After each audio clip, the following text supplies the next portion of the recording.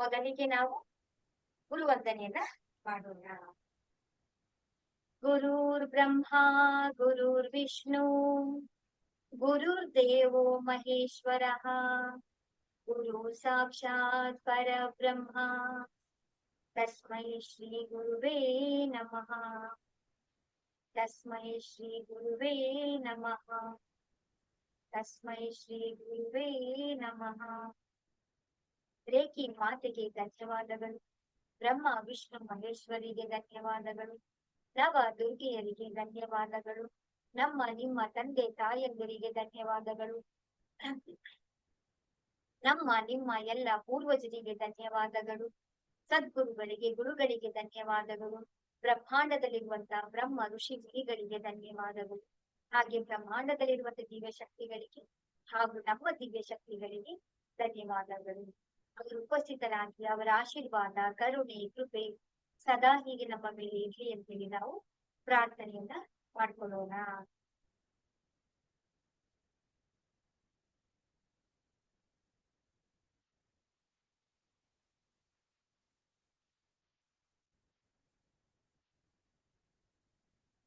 ನಿನ್ನೆನೆ ನಾವು ಕ್ಲಾಸ್ ಅಲ್ಲಿ ನಾವು ತಿಳ್ಕೊಂಡ್ವಿ ರೇಖಿ ಅಂತಂದ್ರೆ ಏನು, ರೇಖಿಯಿಂದ ನಮ್ಗೆ ಏನು ಉಪಯೋಗ ಆಗುತ್ತೆ ಅಂತೇಳಿ ನಾವು ಎಲ್ಲ ವಿಷಯಗಳನ್ನ, ಅದು ಹೇಗೆ ಹೊಸ ರೂಪದಲ್ಲಿ ಬಂದಿದೆ, ನಮ್ಮದೇ ಆದಂತ ಒಂದು ಋಷಿ ಮುನಿಗಳ ಪರಂಪರೆಯಿಂದ ಬಂದಂತ ಈ ವಿದ್ಯೆ ಹೊಸ ರೂಪದಲ್ಲಿ ಈಗ ಪುನಃ ನಮಗೆ ಹೇಗೆ ಬಂದು ತಲುಪಿದೆ ಅಂತೇಳಿ ನಾವು ತಿಳ್ಕೊಂಡ್ವಿ.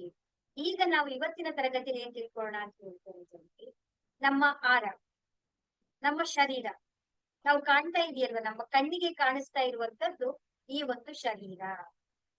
ಈ ಶರೀರ ಹೇಗಿರುತ್ತೆ? ಇದೊಂದೇ ಶರೀರ ಇರುತ್ತಾ? ಅಲ್ವಾ, ಇದೊಂದೇ ಶರೀರ, ನಮ್ಮ ಕಣ್ಣಿಗೆ ಕಾಣಿಸೋದು ಮಾತ್ರ ಈ ಶರೀರ. ಕಣ್ಣಿಗೆ ಕಾಣಿಸ್ದೇ ಇರುವಂತ ಶರೀರಗಳು ಕೂಡ ಇದೆ. ಅದನ್ನ ಏನಂತ ಕರಿತೀವಿ ನಾವು ಅಂತ ಹೇಳಿದ್ರೆ, ಸ್ಥೂಲ ಶರೀರ, ಸೂಕ್ಷ್ಮ ಶರೀರ, ಕಾರಣ ಶರೀರ, ಮಹಾಕಾರಣ ಶರೀರ ಅಂತ ಹೇಳಿ ನಾವು ಕರಿತೀವಿ. ನಮ್ಮ ಈ ಒಂದು ಫಿಸಿಕಲ್ ಬಾಡಿ ಇದೆಯಲ್ಲ, ಈ ಫಿಸಿಕಲ್ ಬಾಡಿಗೆ ಸಮಸ್ಯೆಗಳು ಹೇಗೆ ಬಂತು? ಸಮಸ್ಯೆಗಳು ಬರೋದಿಕ್ಕೆ ಕಾರಣ ಏನು ಅಂತ ಹೇಳಿದ್ರೆ, ಈ ಒಂದು ಫಿಸಿಕಲ್ ಬಾಡಿಯ ಹಿಂದೆ ನಮಗೆ ಕಾಣದೇ ಇರುವಂತ ಶರೀರಗಳು ಕೂಡ ಇರುತ್ತೆ. ಆ ಶರೀರಗಳು ಯಾವುದು ಅಂತ ಹೇಳಿ ನಾನು ನಿಮ್ಗೆ ಆಲ್ರೆಡಿ ವಾಟ್ಸಪ್ ಅಲ್ಲಿ ನಾನು ನಿಮ್ಗೆ ಶೇರ್ ಮಾಡಿದ್ದೆ. ನಾನು ಯಾವ ರೀತಿ ನಮ್ಗೆ ಶರೀರ ಇದೆ ಅಂತ ಹೇಳಿ ಮತ್ತೊಮ್ಮೆ ನಾನು ನಿಮ್ಗೆ ತೋರಿಸ್ತಾ ಇದ್ದೀನಿ. ಕಾಣಿಸ್ತಾ ಇದೆ ಅಲ್ವಾ? ಕಾಣಿಸ್ತಾ ಇದೆಯಾ? ಕಾಣಿಸ್ತಿದೆ ಮೇಡಮ್. ನೋಡಿ, ಈ ರೆಡ್ ಬಣ್ಣದಲ್ಲಿ ಕಾಣ್ತಾ ಇರುವಂತದ್ದು ಯಾವುದು ಅಂತ ಹೇಳಿದ್ರೆ ನಮ್ಮ ಫಿಸಿಕಲ್ ಬಾಡಿ, ಎಥರಿಕ್ ಬಾಡಿ ಅಂತ ಹೇಳಿ ನಾವು ಕರಿತೀವಿ. ಅದ್ರ ಹಿಂದೆ ಏನಿರುತ್ತೆ ಅಂತ ಹೇಳಿದ್ರೆ ಕಾರಣ ಶರೀರ, ಸೂಕ್ಷ್ಮ ಶರೀರ, ಕಾರಣ, ಮಹಾಕಾರಣ ಶರೀರಗಳು ಅಂತ ಇರುತ್ತೆ. ಫಸ್ಟ್ ನಮ್ಗೆ ಯಾವುದೇ ರೀತಿಯಾದಂತ ಸಮಸ್ಯೆಗಳು ಬರಬೇಕು ಅಂತ ಹೇಳಿದ್ರೆ ಏನಾಗುತ್ತೆ, ಈ ಶರೀರಗಳಲ್ಲಿ ಮುಂಚಿತವಾಗಿ ಬಂದಿರುತ್ತೆ. ಇದು ಅನ್ನಮಯ ಕೋಶ, ಪ್ರಾಣಮಯ ಕೋಶ, ಮನೋಮಯ ಕೋಶ, ವಿಜ್ಞಾನಮಯ ಕೋಶ, ಆನಂದಮಯ ಕೋಶ ಅಂತೇಳಿ ಇನ್ನು ಅದನ್ನ ಡೀಟೇಲ್ ಆಗಿ ಅದನ್ನ ಡಿವೈಡ್ ಮಾಡ್ಕೊಳ್ತೀವಿ. ಇದು ಮೇನ್ ಕಾರಣ ಯಾವುದು ಅಂತ ಹೇಳಿದ್ರೆ ಸೂಕ್ಷ್ಮ ಶರೀರ, ಸ್ಥೂಲ ಶರೀರ, ಕಾರಣ ಶರೀರ, ಮಹಾಕಾರಣ ಶರೀರ ಅಂತೇಳಿ ನಾವು ಹೇಳ್ತೀವಿ. ಇದು ಗೊತ್ತಾಯ್ತು ಹೌದಲ್ವಾ? ಹೇಗಾಗುತ್ತೆ? ಈ ಶರೀರಕ್ಕೆ ಏನ್ ಬೇಕಾಗತ್ತೆ? ಈ ಶರೀರಕ್ಕೆ ಏನ್ ಬೇಕಾಗಿರುವಂತದ್ದು ಏನು?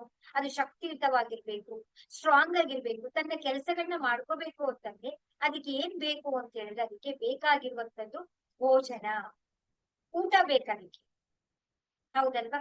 ಸೊ ಊಟ ಅಂದ್ರೆ ನಾವೇನೇನ್ ತಗೊಳ್ತೀವಿ? ಅನ್ನ, ಸಾರು, ಮುದ್ದೆ, ದೋಸೆ, ಪಲ್ಯ, ಇಡ್ಲಿ, ಪನ್ನೀರ್, ಪಿಜ್ಜಾ, ವಡಾ, ಬರ್ಗರ್ ಎಲ್ಲವನ್ನು ನಾವು ಈ ಶರೀರಕ್ಕೆ ನಾವು ಕೊಡ್ತಾ ಬರ್ತೀವಿ. ಈ ಶರೀರವನ್ನ ನಾವು ಶಕ್ತಿಯುತವಾಗಿ ನಾವು ಮಾಡ್ಕೊಳ್ತೀವಿ. ಆದ್ರೆ ನಮ್ಗೆ ಕಾಣದ ಶರೀರ ಇದೆಯಲ್ಲ,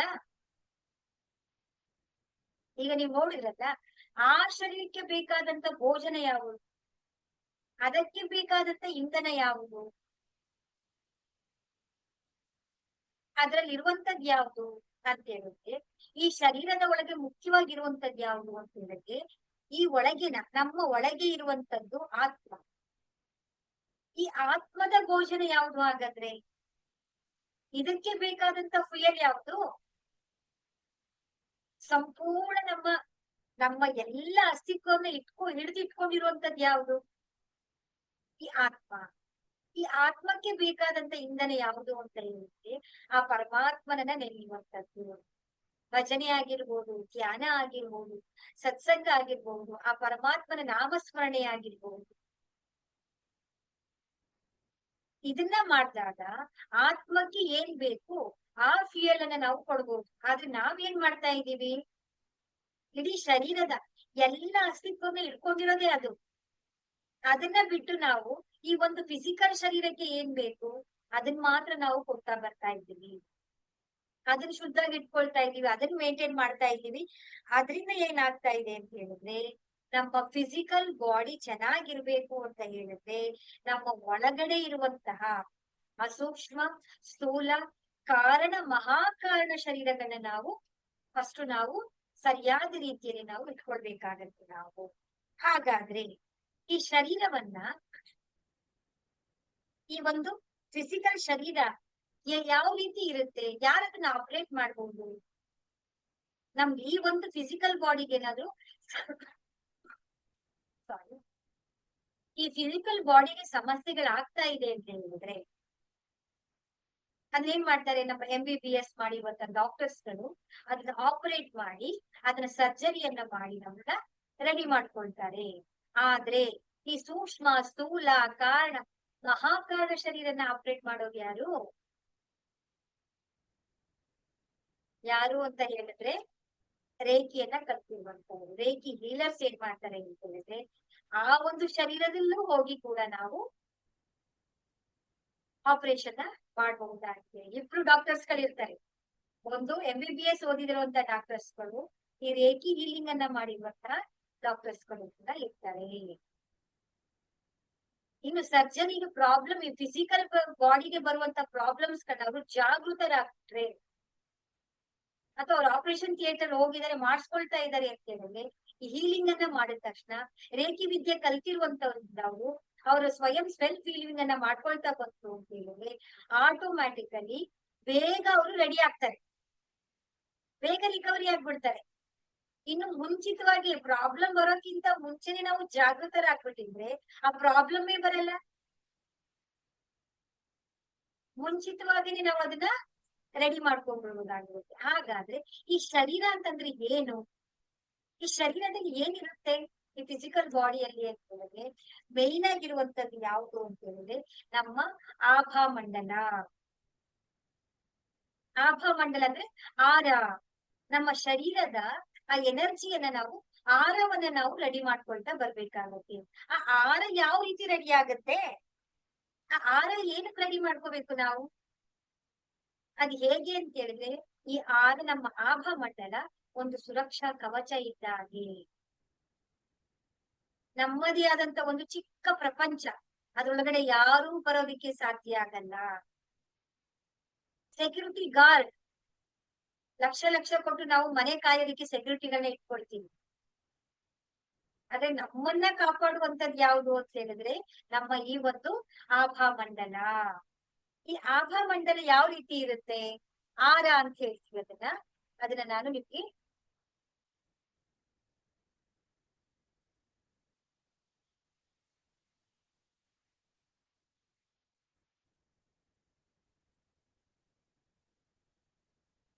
ಈ ಆರವ ಏನ್ ಮಾಡುತ್ತೆ, ಯಾವ ರೀತಿ ಇರುತ್ತೆ ಅಂತ ಹೇಳ್ತೀವಿ ಅಂತ ಹೇಳಿದ್ರೆ, ಕಾಣಿಸ್ತಾ ಇದೆಯಾ? ಈ ರೀತಿ ಸುತ್ತಲೂ ಕೂಡ ನಮ್ಮ ಈ ಒಂದು ಆಭಾಮಂಡಲ ಅಂತ ಹೇಳಿ ಕರಿತೀವಿ. ನಮ್ಮ ಋಷಿ ಮುನಿಗಳು, ಬೌದ್ಧ ಧರ್ಮದಲ್ಲಿ ಇರುವಂತ ಸನ್ಯಾಸಿಗಳು ಎಲ್ಲರೂ ಕೂಡ ಏನ್ ಮಾಡ್ತಾ ಇದ್ರು? ಅವರು ಕಾಡುಗಳಿಗೆ ಹೋಗ್ತಾ ಇದ್ರು, ಹಿಮಾಲಯದಲ್ಲಿ, ಬೆಟ್ಟಗಳಲ್ಲಿ, ಪರ್ವತಗಳಲ್ಲಿ ಕೂತ್ಕೊಂಡು ಅವರು ಧ್ಯಾನವನ್ನ ಮಾಡ್ಬೇಕಾದ್ರೆ ಅವ್ರಿಗೆ ಯಾವ ರೀತಿ ತೊಂದರೆಗಳು ಆಗ್ತಾ ಇರ್ಲಿಲ್ಲ. ಯಾಕೆ ಅಂತ ಹೇಳಿದ್ರೆ ಅವರ ಈ ಒಂದು ಆಭಾಮಂಡಲ ಅದು ಸುರಕ್ಷಾ ಕವಚವಾಗಿ ಅವ್ರನ್ನ ಕಾಪಾಡ್ತಾ ಇತ್ತು.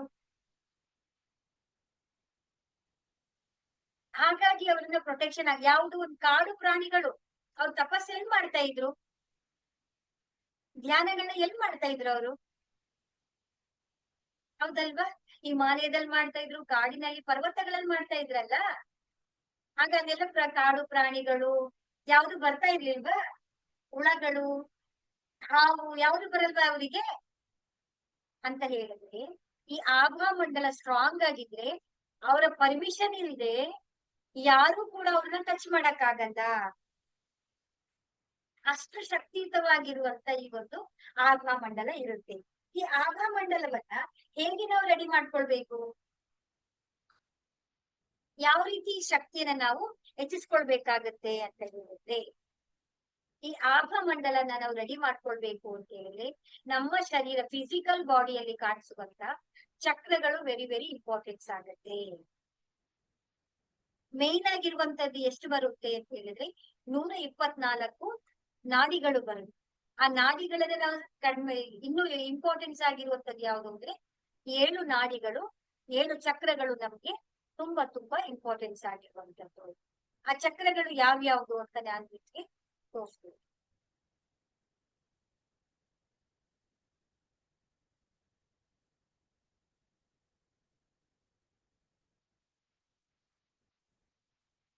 ನಮ್ಮ ಶರೀರದಲ್ಲಿರುವಂತಹ 7 ಚಕ್ರಗಳು ಅಥವಾ 7 ನಾಡಿ ಗುಚ್ಛಗಳು ಅಂತ ಹೇಳಿ ಕರೀತೀವಿ.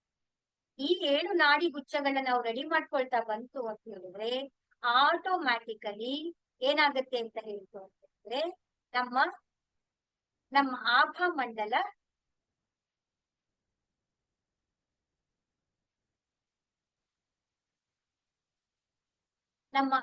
ಮಂಡಲ ತನಗೆ ತಾನೇ ರೆಡಿ ಆಗೋದಕ್ಕೆ ಅಂದ್ರೆ ಶಕ್ತಿಯುತ ಆಗೋದಕ್ಕೆ ಕಾರಣ ಆಗುತ್ತೆ. ನಮ್ಮ ಈ ಒಂದು ನಾಡಿಗಳು ಅಂತ ಹೇಳಿದ್ರೆ ಅದು ಈ ತರ ನಮ್ಗೆ ಈ ತರ ಪಿಕ್ಚರ್ದಲ್ಲಿ ಕಾಣೋ ತರ ಕಾಣಲ್ಲ, ಅದು ನಾಡಿಗಳ ಗುಚ್ಛ ರೀತಿಯಲ್ಲಿ ಇರುತ್ತೆ. ಮೊದಲನೇದು ಯಾವುದು ಅಂತ ಹೇಳಿದ್ರೆ ಮೂಲಾಧಾರ, ನಮ್ಮ ಬೆನ್ನು ಮೂಳೆಯ ಕೊನೆಯ ಭಾಗದಲ್ಲಿ ಇರುವಂತದ್ದು ಯಾವುದು ಅಂತ ಹೇಳಿದ್ರೆ ಮೂಲಾಧಾರ ಚಕ್ರ. ಅದರ ಬಣ್ಣ ಏನು ಅಂದ್ರೆ ಕೆಂಪು. ನೆಕ್ಸ್ಟ್ ಎರಡನೇದು ಯಾವುದು ಅಂತ ಹೇಳಿದ್ರೆ ಸ್ವಾಧಿಷ್ಠಾನ ಚಕ್ರ, ಅಂದ್ರೆ ನಮ್ಮ ಜನನಾಂಗದಲ್ಲಿ ಬರುವಂತದ್ದು, ಒಂದ್ ಸ್ವಲ್ಪ ಮೇಲ್ಗಡೆ ಎರಡು ಮೇಲ್ಗಡೆ ಬರುತ್ತೆ, ಅದು ನಾವು ಸ್ವಾಧಿಷ್ಠಾನ ಚಕ್ರ ಅಂತ ಕರಿತೀವಿ. ಇದರ ಬಣ್ಣ ಯಾವುದು? ಕೇಸರಿಯ ಬಣ್ಣ. ಮೂರನೇದು ಬರುವಂತದ್ದು ಯಾವುದು ಅಂದ್ರೆ ಮಣಿಪುರ ಚಕ್ರ, ನಮ್ಮ ನಾಭಿಯಿಂದ 2 ಫಿಂಗರ್ ಮೇಲ್ಗಡೆ ಬರುತ್ತೆ. ಇದರ ಬಣ್ಣ ಏನಿರುತ್ತೆ? ಹಳದಿ ಬಣ್ಣ. ಹೃದಯ ಚಕ್ರ, ಅದನ್ನ ಅನಾಹತ ಚಕ್ರ ಅಂತ ಕರಿತೀವಿ ನಾವು. ಇದರ ಬಣ್ಣ ಯಾವ್ದಿರುತ್ತೆ? ಹಸಿರು ಬಣ್ಣ. ನಮ್ಮ ಗಂಟಲಿನಲ್ಲಿ ಬರುವಂತ ಚಕ್ರ ಇರುತ್ತೆ, ನಾಡಿಯ ಗುಚ್ಛ ಇರುತ್ತೆ, ಅದು ವಿಶುದ್ಧಿ ಚಕ್ರ. ಅದರ ಬಣ್ಣ ಏನು ಅಂದ್ರೆ ತಿಳಿ ಆಕಾಶ ನೀಲಿ ಬಣ್ಣದಲ್ಲಿ ಇರುತ್ತೆ. ನಮ್ಮ ಹಣೆ ಹತ್ರ ಬರುವಂತದ್ದು, ನಮ್ಮ ಐಬ್ರೋಗಳ ಮಧ್ಯ ಭಾಗದಲ್ಲಿ ಬರುವಂತದ್ದೇ ಆಜ್ಞಾ ಚಕ್ರ, ಮೂರನೇ ಕಣ್ಣಿನ ಚಕ್ರ ಅಂತ ಕರಿತೀವಿ ನಾವು. ನೆಕ್ಸ್ಟ್ ಲಾಸ್ಟ್ ಅಲ್ಲಿ ಬರುವಂತದ್ದು ಯಾವುದು ಅಂತ ಹೇಳಿದ್ರೆ ಸಹಸ್ರಾರ ಚಕ್ರ, ಇದು ನೇರಳೆ ಬಣ್ಣದಲ್ಲಿ ಇರುತ್ತೆ. ಈ 7 ಚಕ್ರಗಳನ್ನ ನಾವು ರೆಡಿ ಮಾಡ್ಕೊಳ್ತಾ ಬಂತು ಅಂತಂದ್ರೆ 124 ನಾಡಿ ಗುಚ್ಛಗಳು ರೆಡಿ ಆಗುತ್ತೆ. 124 ನಾಡಿ ಗುಚ್ಛಗಳು ರೆಡಿ ಆಯ್ತು ಅಂತ ಹೇಳಿದ್ರೆ ನಮ್ಮ ಶರೀರದಲ್ಲಿರುವಂತ ಕಂಪ್ಲೀಟ್ ಎಲ್ಲ ನಾಡಿಗಳು 72,000 ನಾಡಿಗಳು ರೆಡಿ ಆಗುತ್ತೆ. 72,000 ನಾಡಿ ರೆಡಿ ಆಯ್ತು ಅಂತ ಹೇಳಿದ್ರೆ ಆಟೋಮ್ಯಾಟಿಕಲಿ ನಮ್ಮ ಸ್ಥೂಲ ಶರೀರ, ಸೂಕ್ಷ್ಮ ಶರೀರ, ಕಾರಣ ಶರೀರ, ಮಹಾಕಾರಣ ಶರೀರಗಳೆಲ್ಲವೂ ಕೂಡ ಏನಾಗುತ್ತೆ? ರೆಡಿ ಆಗ್ಬಿಡುತ್ತೆ.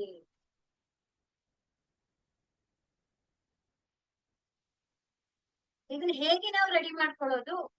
ಚಕ್ರ ಚಕ್ರ ಚಕ್ರ ಅಂತೇಳಿ ಚಕ್ರದ ಸುಳಿಯಲ್ಲಿ ನಾವು ಸಿಗಾಕೊಳ್ಳೋದಲ್ಲ. ಆ ಚಕ್ರ, ಅಯ್ಯೋ ನಾನು ಮೂಲಾಧಾರ ಚಕ್ರ ಇನ್ನೂ ಎದ್ದಿಲ್ಲ, ಅದನ್ನ ಆಕ್ಟಿವ್ ಮಾಡ್ಕೋಬೇಕು, ಅನಾಹತ ಚಕ್ರ ಆಕ್ಟಿವೇಶನ್ ಆಗ್ಲಿ, ಅದನ್ನ ಆಕ್ಟಿವೇಶನ್ ಮಾಡ್ಕೋಬೇಕು ಅಂತ ಚಕ್ರಗಳ ಸುಳಿಯಲ್ಲಿ ನಾವು ಸಿಗಾಕೊಳ್ಳೋದಲ್ಲ. ಸ್ವಾಭಾವಿಕವಾಗಿ ತನಗೆ ತಾನೇ ಅದು ಆಕ್ಟಿವೇಶನ್ ಆಗುತ್ತೆ. ಯಾವಾಗ ಹೇಳಿ? ನಾವು ಧ್ಯಾನವನ್ನ ಮಾಡಿದಾಗ. ಅದಕ್ಕೆ ನಾವು ಪ್ರತಿದಿನ ನಿಮ್ಗೆ ಏನ್ ಮಾಡ್ತೀವಿ ಅಂತ ಹೇಳಿದ್ರೆ ಧ್ಯಾನಕ್ಕೆ ಬನ್ನಿ, ಧ್ಯಾನದಲ್ಲಿ ಕೂತ್ಕೊಳ್ಳಿ, ನೀವೇನು ಮಾಡೋದ್ ಬೇಡ, ಧ್ಯಾನಕ್ಕೆ ಬನ್ನಿ ಅಂತ ಹೇಳ್ತೀವಿ, ಹೌದಲ್ವಾ? ಈ ಹೊರಗಿನ ಕಣ್ಣನ್ನ ಮುಚ್ಚಿದಾಗ ಒಳಗಿನ ಕಣ್ಣು ತೆರೆಯುತ್ತೆ. ಒಳಗಿನ ಕಣ್ಣು ತೆರೆದಾಗ ಏನಾಗುತ್ತೆ? ಆಟೋಮ್ಯಾಟಿಕಲಿ ನಮ್ಮ ಆರ ಜಾಸ್ತಿ ಆಗುತ್ತೆ, ನಮ್ಮ ಎಲ್ಲ ಪ್ರಾಬ್ಲಮ್ಸ್ಗಳು ಸಾಲ್ವೇಶನ್ ಆಗುತ್ತೆ. ಅದಕ್ಕೆ ಹೇಳೋದು, ಧ್ಯಾನದಲ್ಲಿ ಏನ್ ಮಾಡ್ತೀವಿ ನಾವು, 7 ಚಕ್ರಗಳು ಆಕ್ಟಿವೇಶನ್ ಆಗುತ್ತೆ. 7 ಚಕ್ರಗಳು ಆಕ್ಟಿವೇಶನ್ ಆಗುತ್ತೆ ಅಂದ್ರೆ ನಮ್ಮ ಆರ ಲೆವೆಲ್ ವೃದ್ಧಿ ಆಗುತ್ತೆ. ಆರದಲ್ಲಿರುವಂತ ಪ್ರಾಬ್ಲಮ್ಸ್ ಗಳೆಲ್ಲವೂ ಕೂಡ ಕ್ಲಿಯರ್ ಆಗ್ತಾ ಬರುತ್ತೆ. ಆರದಲ್ಲಿರುವಂತ ಪ್ರಾಬ್ಲಮ್ಸ್ ಗಳು ಯಾವುದು, ನಮ್ಮ ಅನಾರೋಗ್ಯ ಆಗಿರ್ಬಹುದು, ನಮ್ಮ ಹೆಲ್ತ್ ಇಶ್ಯೂಸ್ ಆಗಿರ್ಬಹುದು, ಮತ್ತೆ ನಮ್ಮ ಜೀವನದಲ್ಲಿ ಯಾವುದೇ ರೀತಿಯಾದಂತ ಸಮಸ್ಯೆಗಳಿರ್ಬಹುದು, ಅವುಗಳೆಲ್ಲವೂ ಕೂಡ ತನಗೆ ತಾನೇ ಏನಾಗ್ತಾ ಇರುತ್ತೆ, ಕಣ್ಮರೆಯಾಗ್ತಾ ಬರುತ್ತೆ. ಈ 7 ಚಕ್ರಗಳ ಜೊತೆಗೆ ನಮ್ಮ ಶರೀರದಲ್ಲಿರುವಂತ ಮೇನ್ ಆಗಿ 24 ಪಾರ್ಟ್ಸ್ ಆಫ್ ಅವರ್ ಬಾಡಿ, ನಮ್ಮ ಶರೀರದ 24 ಭಾಗಗಳಿದೆಯಲ್ಲ, ಮೇನ್ ಆಗಿ ಅವುಗಳನ್ನ ನಾವು ಏನ್ ಮಾಡ್ತಾ ಬರ್ಬೇಕು ಅಂದ್ರೆ ಹೀಲ್ ಮಾಡ್ಕೊಳ್ತಾ ಬರ್ಬೇಕು. ಆವಾಗ ಏನಾಗುತ್ತೆ ನಮ್ಗೆ ಅಂದ್ರೆ ಎಲ್ಲ ಚಕ್ರಗಳು ಶುದ್ಧಿ ಆಗ್ತಾ ಬರುತ್ತೆ. ಆಲ್ರೆಡಿ ನಿಮ್ಗೆ ನಾನು ವಾಟ್ಸಪ್ ಅಲ್ಲಿ ಆ ಒಂದು 24 ಭಾಗಗಳಿರುವಂತ ಶರೀರದ ಭಾಗಗಳನ್ನ ನಿಮ್ಗೆ ಫೋಟೋವನ್ನ ನಾನು ಕಳ್ಸಿದೀನಿ. ನೀವೇನ್ ಮಾಡ್ಬೇಕು ಅಂತ ಹೇಳಿದ್ರೆ, ನೀವ್ ಅದನ್ನ 24 ಪಾರ್ಟ್ಸ್ ಗಳನ್ನ ಬರ್ಕೊಂಡು ನೀವೇನ್ ಮಾಡ್ಬೇಕು, ನಿಮ್ಮ ಕೈಗಳಲ್ಲಿ ನಿಮಗೆ ಕೊಟ್ಟಿರುವಂತ ಸಿಂಬಲ್ಸ್ ಗಳನ್ನ ಕೊಡ್ತೀನಿ ನಾನು, ಅದನ್ನ ಡ್ರಾ ಮಾಡಿ ಎಲ್ಲಾನು ಮಾಡಿ ಈ ರೀತಿ ನೀವು ಆ ಪಾರ್ಟ್ ಮೇಲೆ ನಿಮ್ಮ ಕೈಗಳನ್ನು ಇಟ್ಕೋಬೇಕು. ಅಲ್ಲಿರುವಂತ ನಕಾರಾತ್ಮಕ ಶಕ್ತಿಗಳೆಲ್ಲವೂ ಕೂಡ ಹೋಗ್ತಾ ಇದೆ.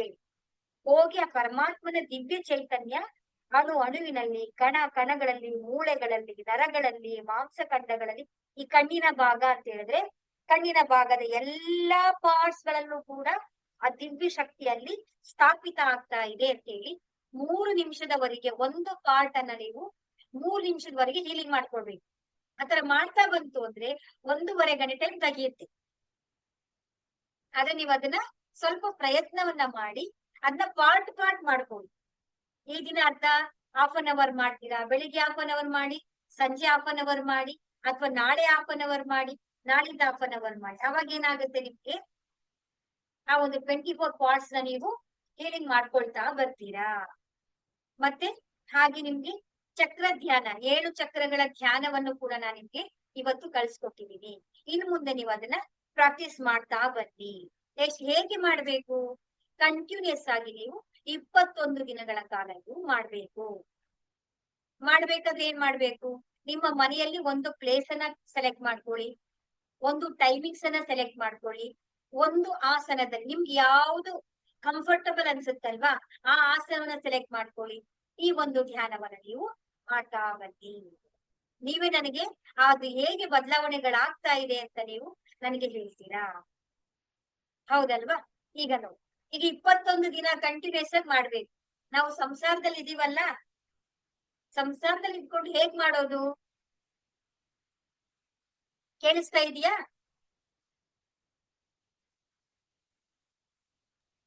ಹಾ, ಕೇಳಿಸ್ತಿದೆ ಮೇಡಮ್. ಸರಿ ಸರಿ.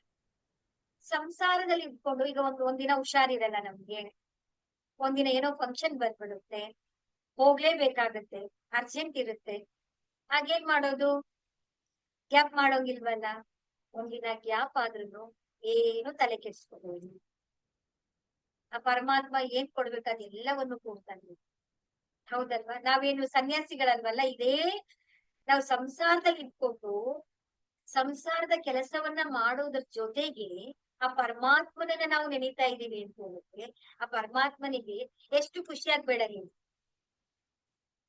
ಆಕ್ಚುಲಿ ನಮ್ ಕೆಲ್ಸ ಅಲ್ಲ ಅದು, ನಮ್ದೇನು ಗೃಹಸ್ಥಾಶ್ರಮನ ನಾವು ಆಯ್ಕೆ ಮಾಡ್ಕೊಂಡಿರೋದು. ಮದುವೆ ಮಾಡ್ಕೊಂಡ್ ಗಂಡ ಹೆಂಡತಿ ಮಕ್ಕಳು ಅತ್ತೆ ಮಾವ ಅಂತ ಸಂಬಂಧಗಳ ಜೊತೆ ನಾವು ಇರುವಂತವ್ರು, ಹೌದಲ್ವಾ? ಅದರ ನಡುವೆನೂ ನಾವು ಪರಮಾತ್ಮನ ನೆನೀತಾ ಇದ್ದೀವಿ ಅಂತ ಹೇಳಿದ್ರೆ ನಮ್ಮ ಮೇಲೆ ಆ ಭಗವಂತನ ಆಶೀರ್ವಾದ, ಕರುಣೆ, ಕೃಪೆ ಎಷ್ಟಿದೆ ಹೇಳಿ. ಆಗತ್ತೆ ಕೈ ಹಿಡ್ಕೊಂಡ್ ಬಂದು ಆ ಪರಮಾತ್ಮ ನಿಮ್ಮನ್ನ ಇಲ್ಲಿ ಕೂರ್ಸಿದ್ದಾರೆ. ನಿಮ್ ಕೈ ಹಿಡ್ದಿರೋದು ಯಾರು ಅಂತ ಹೇಳಿದ್ರೆ ಯಾರು ಅಲ್ಲ, ಆ ಪರಮಾತ್ಮ ಹಿಡ್ಕೊಂಡ್ ಬಂದು ಇಲ್ಲಿ ಕೂರ್ಸಿದ್ದಾರೆ. ಹಾಗಾಗಿ ಒಂದಿನ ಮಿಸ್ ಆದ್ರೂ ತಲೆ ಕೆಡ್ಸ್ಕೊಬೇಡಿ. 2 ದಿನ ಆಗಿರುತ್ತೆ ಅಲ್ವಾ, ಈ ದಿನ ಬಿಟ್ಟು ನೆಕ್ಸ್ಟ್ ದಿನದಿಂದ 3 ದಿನ ಅಂತ ಹೇಳಿ ಕಂಟಿನ್ಯೂ ಮಾಡ್ಕೊಳ್ಳಿ. ಆದ್ರೆ 2 ದಿನ 3 ದಿನ 4 ದಿನ ಗ್ಯಾಪ್ ಮಾಡಬೇಡಿ. ಯಾವುದೇ ಊರಲ್ಲಿ ಇದ್ರು ಎಲ್ಲೇ ಇದ್ರು ಕೂಡ ನೀವು ಈ ಧ್ಯಾನಗಳನ್ನ ನೀವು ಮಾಡಬಹುದು. ನಿಮ್ಗಾಗ ಒಂದ್ ಪ್ಲೇಸ್ ಸಿಗಲ್ವಾ ಎಲ್ಲಾದ್ರೂನು? ಅಂದ್ರೆ ನಿಮ್ಮ ಒಂದು ಸಣ್ಣ ಎಫರ್ಟ್, ನಿಮ್ಮ ಪ್ರಯತ್ನ ಏನಾದ್ರೂ ಒಂದು ನಾವು ಪ್ರಾಪ್ತಿಯನ್ನ ಮಾಡ್ಕೊಳ್ಬೇಕು ಅಂದ್ರೆ ನಾವು ಸ್ವಲ್ಪನಾದ್ರೂ ಪ್ರಯತ್ನ ಮಾಡ್ಬೇಕಲ್ವಾ? ಅಷ್ಟು ಮಾಡ್ತಾ ಬಂತು ಅಂತ ಹೇಳಿದ್ರೆ ನಿಮ್ಗೆ ಖಂಡಿತವಾಗ್ಲೂ ನಿಮ್ಗೆ ಬದಲಾವಣೆಗಳು ಹೇಗ್ ಆಗ್ತಾ ಇದೆ ಅನ್ನೋದಕ್ಕೆ ಗೊತ್ತಾಗತ್ತೆ. ಹೌದಲ್ವಾ? ಹಾಗಾದ್ರೆ ಧ್ಯಾನ ಅಂತಂದ್ರೆ ಏನು ಅಂತ ಅಷ್ಟೇ. ಧ್ಯಾನನ ಹೇಗ್ ಮಾಡೋದು? ಇಲ್ಲಿ ಬಂದು ಧ್ಯಾನದ ಅನುಭವವನ್ನ 2 ದಿನ ಆಗಿಲ್ಲ ಸುಜಾತ ಮೇಡಮ್ ಅವ್ರು. ಎಂತ ಬ್ಯೂಟಿಫುಲ್ ಎಕ್ಸ್ಪೀರಿಯನ್ಸ್ ಅವ್ರಿಗೆ ಆಗಿದೆ ಅಂತ ಹೇಳಿದ್ರೆ ಅವರೇ ಅಷ್ಟು ಖುಷಿ ಪಡ್ತಾ ಇದ್ದಾರೆ. ಅಷ್ಟು ಅದಕ್ಕೋಸ್ಕರನೇ ಇಲ್ಲಿ ಯಾಕೆ ಅಂದ್ರೆ ಧ್ಯಾನ ಮಾಡ್ತು ಅಂತ ಹೇಳಿದ್ರೆ ಎಲ್ಲಾ ಪ್ರಾಬ್ಲಮ್ಸ್ ಗಳು ನಿಮ್ಗೆ ರೆಡಿ ಆಗುತ್ತೆ. ಜೀವನ ಸಮಸ್ಯೆಗಳೇ ನಮ್ಗೆ ಪರಿಹಾರಗಳಾಗ್ತಾ ಬರುತ್ತೆ. ಹಾಗಾದ್ರೆ ಧ್ಯಾನ ಅಂತಂದ್ರೆ ಏನು? ಧ್ಯಾನ ಅಂತಂದ್ರೆ ಏನು ಹಾಗಾದ್ರೆ? ಇಷ್ಟು ದಿನ ನಾವ್ ಏನ್ ಮಾಡ್ತಾ ಇದ್ದೀವಿ ನಾವು? ಎಲ್ಲರಿಗೂ ಗೊತ್ತಿದೆ ಅಲ್ವಾ? ಎಲ್ಲರಿಗೂ ಗೊತ್ತಿದೆ ನಾವು ಧ್ಯಾನ ಮಾಡ್ಬೇಕು. ಧ್ಯಾನ ಮಾಡೋದಿಕ್ಕೆ ಪ್ರಯತ್ನವನ್ನ ಪಡ್ತಾ ಇದ್ದಾರೆ ಎಲ್ಲರೂ. ಹೊರಗಡೆ ಎಲ್ಲರೂ ಕೂಡ ಧ್ಯಾನವನ್ನ ಮಾಡೋದಿಕ್ಕೆ ಪ್ರಯತ್ನವನ್ನ ಮಾಡ್ತಾ ಇದ್ದಾರೆ. ಆದ್ರೆ ಅವ್ರ ಕೈಲಿ ಮಾಡಕ್ ಆಗ್ತಾ ಇದೆಯಾ? ಕುತ್ಕೊಳಕ್ ಆಗ್ತಾ ಇದೆಯಾ ಅವ್ರ ಕೈಲಿ? 1 ನಿಮಿಷ ಕೂತ್ಕೋಬಹುದು, 2 ನಿಮಿಷ ಕೂತ್ಕೊಳ್ಬಹುದು, ಹಾಫ್ ಅನ್ ಅವರ್, 1 ಅವರ್ ಅವ್ರ ಕೂತ್ಕೊಳಕ್ ಆಗ್ತಾ ಇದೆಯಾ? ಆಗ್ತಾ ಇಲ್ಲ ಅವ್ರಿಗೆ. ಹೌದಲ್ವಾ? ಹಾಗಾದ್ರೆ ಧ್ಯಾನ ಅಂತಂದ್ರೆ ಏನು? ಏನ್ ಮಾಡ್ತಾ ಇದೀವಿ ನಾವು? ಧ್ಯಾನದಲ್ಲಿ ನಾವ್ ಏನ್ ಮಾಡ್ತೀವಿ? ಮಂತ್ರ ಚಾಟ್ ಮಾಡ್ತೀವಿ. ಅದೆಲ್ಲ ಏನಾಯ್ತು? ಕ್ರಿಯೆ ಆಯ್ತು. ಅದೆಲ್ಲ ಏನಾಯ್ತು ಹೇಳಿ?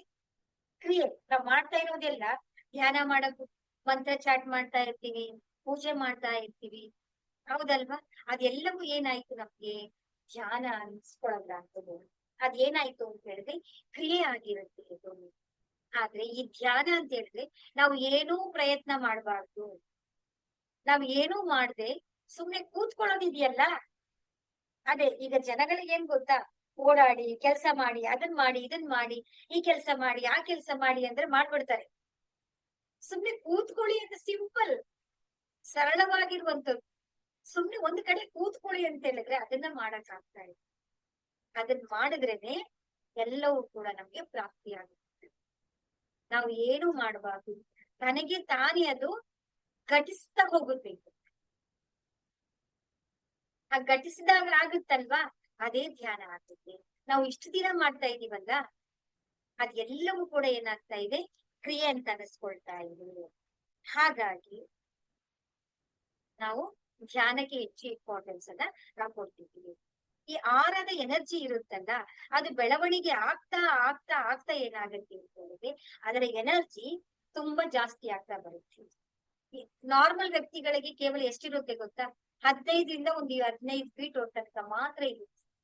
ಸ್ವಲ್ಪ ತಿಳಿದಿದ್ದಾರೆ, ಸ್ವಲ್ಪ ಧ್ಯಾನ ಮಾಡ್ಬೇಕು ಅಂತ ಪ್ರಾಕ್ಟೀಸ್ ಮಾಡ್ತಾ ಇದಾರೆ ಅಂತ ಹೇಳಿದ್ರೆ ಅವ್ರಿಗೊಂದು 20ರಿಂದ 40 ಫೀಟ್ ತನಕ ಇರುತ್ತೆ. ಸಾಧು ಸಂತರುಗಳೆಲ್ಲ ಏನಿರುತ್ತೆ ಹೇಳಿ?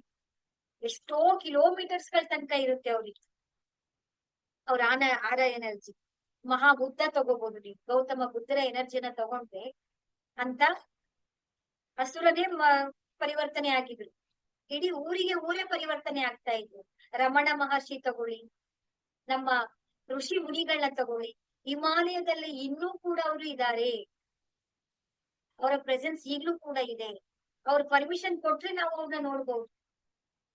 ಅವ್ರ ಪರ್ಮಿಷನ್ ಇಲ್ಲ ಅಂದ್ರೆ ನಾವು ಅವ್ರನ್ನ ನೋಡಕ್ಕೆ ಸಾಧ್ಯ ಇಲ್ಲ.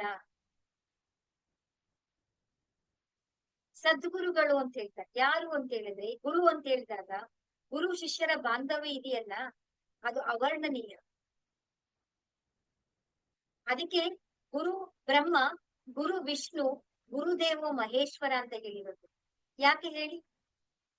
ಆ ಗುರುವಿಗೆ ಫಸ್ಟ್ ಆ ಪರಮಾತ್ಮನ ನೋಡಿರ್ತಾರೆ ಅವರು. ನಿಮ್ಮನ್ನ ಎಲ್ಲಿ ಕರ್ಕೊಂಡು ಹೋಗ್ಬೇಕು ಅನ್ನೋದು ಅವ್ರಿಗೆ ಗೊತ್ತಿರುತ್ತೆ. ಯಾವ ದಾರಿಗೆ ನಿಮ್ಮನ್ನ ಸೇರ್ಸ್ಬೇಕು ಅನ್ನೋದು ಅವ್ರಿಗೆ ಗೊತ್ತಿರುತ್ತೆ. ಆ ಪರಮಾತ್ಮನ ನಿಮ್ಗೆ ತೋರ್ಸೋರು ಯಾರು? ಆ ಗುರು. ನೀವು ಗುರುಗಳನ್ನ ಸೆಲೆಕ್ಟ್ ಮಾಡ್ಬೇಕಾದ್ರೆ ಏನ್ ಮಾಡ್ಕೋಬೇಕು ಅಂತ ಹೇಳಿದ್ರೆ, ನಿಮ್ಮ ಅಂತರಂಗದಲ್ಲಿ ನಿಮಗೆ ಒಬ್ಬರು ಅದು ಗುರು ಅಂತ ಹೇಳ್ಬೇಕು. ಯಾರು ಸರಿಯಾದ ಗುರು ಅಂತ ಹೇಳಿದ್ರೆ ಆ ಪರಮಾತ್ಮನೆಡೆಗೆ ನಿಮ್ಮನ್ನ ಕರ್ಕೊಂಡೋಗಿ ಯಾರು ಬಿಡ್ತಾರಲ್ಲ ಅವರೇ ನಿಜವಾದಂತ ಗುರು. ಆ ಪರಮಾತ್ಮನನ್ನ ಯಾರು ತೋರ್ಸಲ್ಲ, ಆ ದಾರಿಗೆ ನೋಡೋದಿಕ್ಕೆ ನಿಮ್ಮನ್ನ ಕರ್ಕೊಂಡು ಹೋಗಲ್ಲ, ಅವ್ರು ಯಾರು ಕೂಡ ನಿಜವಾದಂತಹ ಗುರುಗಳಲ್ಲ. ನಿಮ್ಮ ಅಂತರಂಗದ ಮನಸ್ಸು ನಿಮ್ಗೆ ಹೇಳ್ಬೇಕು, ಇವ್ರು ನನಗೆ ಸರಿಯಾದಂತ ಗುರು ಅಂತ. ಆ ಗುರು ನಿಮಗೆ ಏನ್ ಮಾಡ್ತಾರೆ ಅಂತ ಹೇಳಿದ್ರೆ, ನಿಮ್ಮನ್ನ ಸರಿಯಾದ ದಾರಿಯಲ್ಲಿ ಕರ್ಕೊಂಡು ಹೋಗ್ತಾರೆ. ಅಂತ ಸದ್ಗುರುಗಳ ಎನರ್ಜಿ, ಅವರ ಆಭಾ ಮಂಡಲ ಹೇಗಿರುತ್ತೆ ಗೊತ್ತಾ? ಇಡೀ ಬ್ರಹ್ಮಾಂಡದಲ್ಲಿ ಅವರ ಕನೆಕ್ಟ್ ಆಗಿರುತ್ತೆ.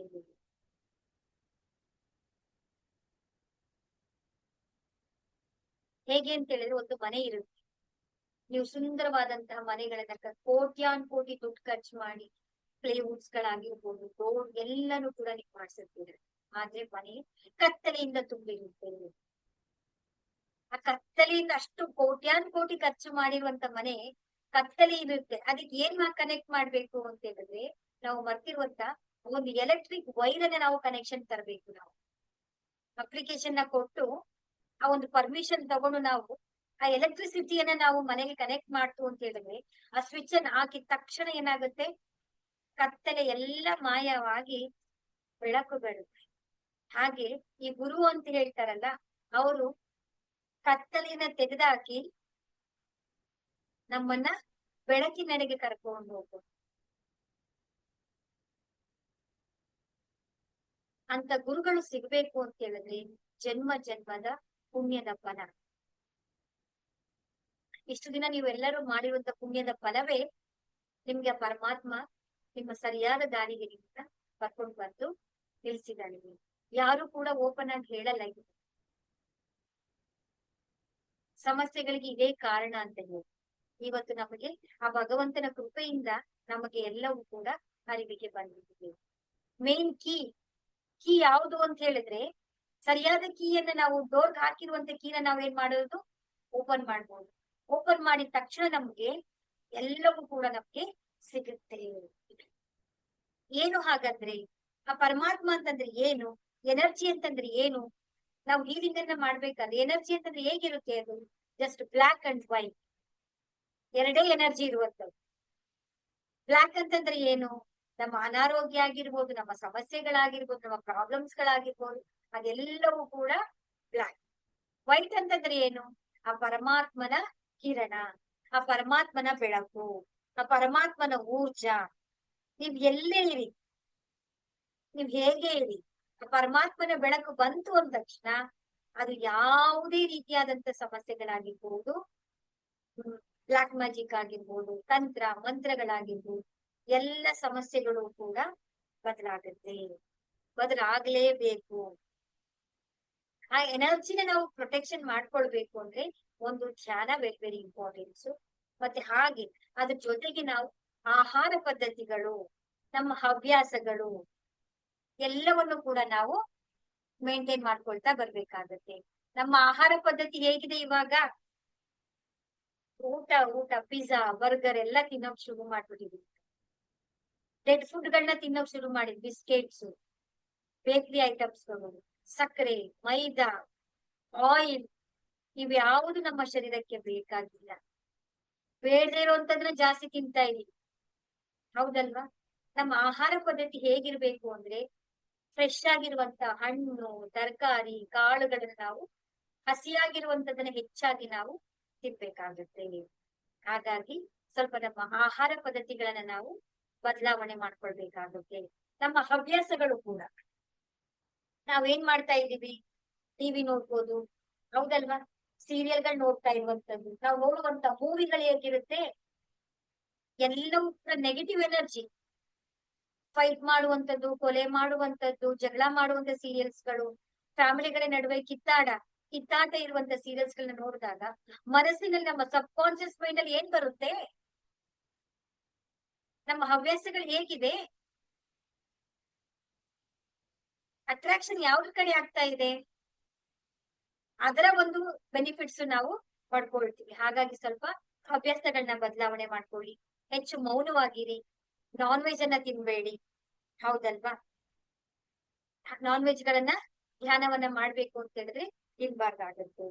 ನಾವು ಹೀಲಿಂಗ್ ಮಾಡ್ತಾ ಇದೀವಿ ಅಂತಂದಾಗ ಏನಾಗತ್ತೆ ಹೇಳ್ತೇವೆ ಸಾರಿ ಈ ಹೀಲಿಂಗ್, ಈ ರೇಖಿ ಹೀಲಿಂಗ್ ಅಂತಂದ್ರೆ ಏನು ಅಂತಂದ್ರೆ ಬ್ಲಾಕ್ ನೆಗೆಟಿವ್ ಎನರ್ಜಿಯನ್ನ ತೆಗಿಯಾಕೋದು, ಪಾಸಿಟಿವ್ ಎನರ್ಜಿಯನ್ನ ನಾವು ಸ್ಥಾಪನೆ ಮಾಡಿ, ಸಿಂಪಲ್ ಆಗಿ ಹೇಳ್ಬೇಕು ಅಂತ ಹೇಳಿದ್ರೆ ಅಲ್ಲಿ ಆ ಪರಮಾತ್ಮನ ಎನರ್ಜಿಯನ್ನ ನಾವು ಸ್ಥಾಪನೆ ಮಾಡುವಂತದ್ದು. ಅದು ಹೇಗ್ ಮಾಡ್ಬೇಕು, ಯಾವ ರೀತಿ ಮಾಡ್ಬೇಕು, ಅದ ಸಿಂಬಲ್ಸ್ ಗಳು ಯಾವುದು ಅಂತೇಳಿ ನಾವು ನಾಳಿನ ಕ್ಲಾಸ್ ಅಲ್ಲಿ ನಾವು ತಿಳ್ಕೊಳ್ಳೋಣ. ಇದ್ರಲ್ಲಿ ಏನಾದ್ರು ಡೌಟ್ಸ್ ಇದೆಯಾ ನಿಮ್ಗೆ?